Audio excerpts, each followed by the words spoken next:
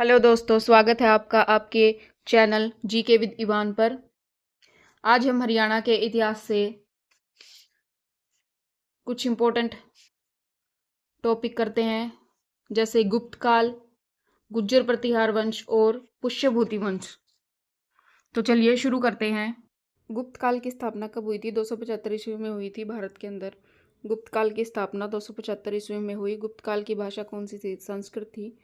और गुप्त काल को भारतीय संस्कृति का स्वर्ण युग कहते हैं। भारतीय संस्कृति का स्वर्ण युग किसे कहते हैं? गुप्त काल को।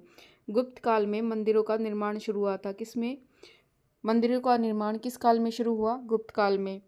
गुप्त साम्राज्य के शासक विष्णु भगवान के उपासक थे। किसके उपासक थे? विष्णु भगवान के उपासक थे। कौन? गुप्त साम्राज्य के शासक विष्णु भगवान के उपासक थे। नालंदा विश्वविद्यालय का निर्माण कुमारगुप्त ने करवाया था। नालंदा विश्वविद्यालय का निर्माण किसने करवाया? कुमारगुप्त ने करवाया। नालंदा विश्वविद्यालय का निर्माण किसने करवाया? कुमारगुप्त ने करवाया। और जो अजंता की गुफाएं हैं वो किससे संबंधित है? गुप्त काल से संबंधित है। गुप्त काल, हरियाणा के अंदर गुप्त काल 4वीं से 6वीं शताब्दी ईसा पूर्व फल फूल रहा था। हरियाणा गुप्त साम्राज्य का 4वीं से 6वीं शताब्दी ईसा पूर्व एक अभिन्न अंग था। जो गुप्त काल में जो समुद्रगुप्त थे उन्होंने योद्धा गणराज्यों का विलय गुप्त काल में कर लिया था। और गुप्त काल का किससे पता चलता है? समुद्रगुप्त के गुप्त काल का पता चलता है मिथाथल भिवानी से गुप्तकालीन सिक्के प्राप्त हुए। कहाँ से? मिथाथल भिवानी से गुप्तकालीन सिक्के प्राप्त हुए हैं। 6वीं शताब्दी ईसा पूर्व में गुप्त साम्राज्य का पतन हुआ। हुनों ने पंजाब के क्षेत्र पर अधिकार कर लिया और बाद में थानेश्वर कुरुक्षेत्र में पुष्यभूति राजवंश का उदय हुआ। कहाँ पर? थानेश्वर कुरुक्षेत्र में पुष्यभूति राजवंश का उदय हुआ। हरियाणा के थानेश्वर में। कहाँ पर की थी? हरियाणा के थानेश्वर में। हरियाणा के थानेश्वर में पुष्यभूति ने पुष्यभूति वंश की स्थापना की। पुष्यभूति वंश के 6 प्रमुख शासक रहे हैं: नरवर्धन, राज्यवर्धन प्रथम, आदित्यवर्धन, प्रभाकर वर्धन और हर्षवर्धन। नरवर्धन का शासन क्या रहा? 500 से 525 ईस्वी। और राज्यवर्धन 525 से 555, आदित्यवर्धन 555 से 580, प्रभाकर वर्धन 580 से 605 ईस्वी तक। जो प्रभाकर वर्धन थे इन्होंने महाराजा अधिराज की उपाधि धारण की थी।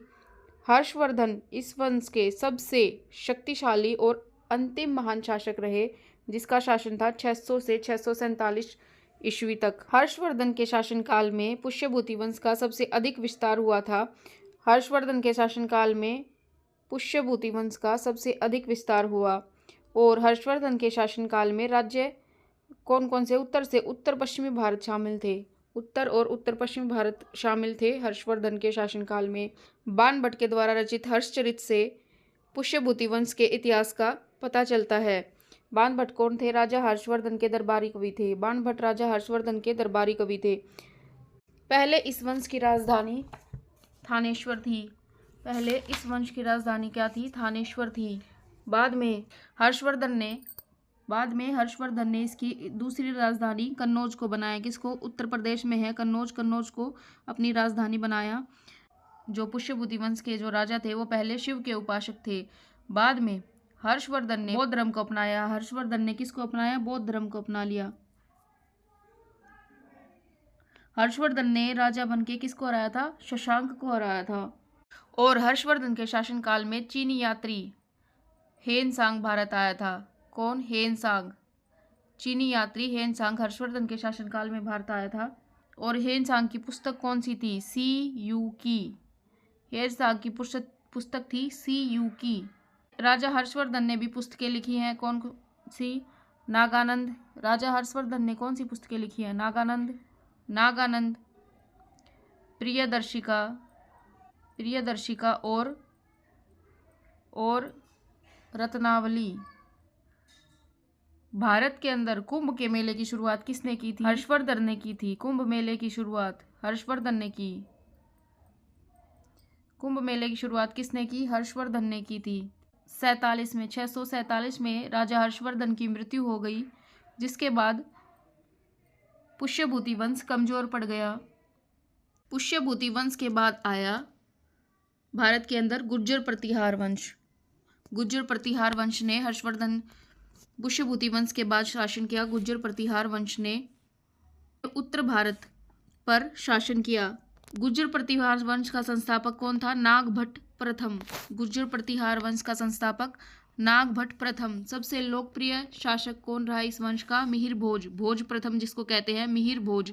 इन्होंने 46 वर्षों तक शासन किया और अपनी राजधानी किसको बनाया? कन्नौज को। गुर्जर प्रतिहार वंश के मिहिर भोज ने 46 वर्षों तक शासन किया और अपनी राजधानी कन्नौज को बनाया। हरियाणा का पेहुआ, पेहुआ कहाँ है? कुरुक्षेत्र में है। गुर्जर प्रतिहारों के काल में एक प्रमुख व्यापारी केंद्र था जहां घोड़ों का व्यापार होता था। पेहुआ में, कुरुक्षेत्र के पेहुआ में घोड़ों का व्यापार होता था। मिहिर भोज ने आदिवरा की उपाधि धारण की थी। किसने? मिहिर भोज ने आदिवरा की उपाधि धारण की थी। मिहिर भोज का शासनकाल क्या था? 836 से 885। 836 से 885 ईस्वी मिहिर भोज का शासनकाल। कब गद्दी पर बैठा? ये 836 पर बैठा। 9वीं शताब्दी में। पेहुआ अभिलेख कब बना? 9वीं शताब्दी में। पेहुआ अभिलेख 9वीं शताब्दी में बना था। पेहुआ कहाँ है? कुरुक्षेत्र में है। मिहिर भोज के बाद महेंद्रपाल प्रथम राजा बना और इसका साम्राज्य हिमालय से नम्रता तक फैला था। गुर्जर प्रतिहार वंश के अंतिम राजा यशपाल थे। कौन? यशपाल। और गुर्जर प्रतिहार वंश के बाद किसका उदय हुआ? तोमर वंश का। गुर्जर प्रतिहार वंश के बाद तोमर वंश का उदय हुआ। गुर्जर प्रतिहार वंश के बाद किसका उदय हुआ? तोमर वंश का। इसके बाद में हम नेक्स्ट सेशन में जानेंगे। अगर आपको क्लासेस पसंद आ रही हैं तो इस चैनल को लाइक कीजिए, सब्सक्राइब कीजिए और शेयर कीजिए। Thank you.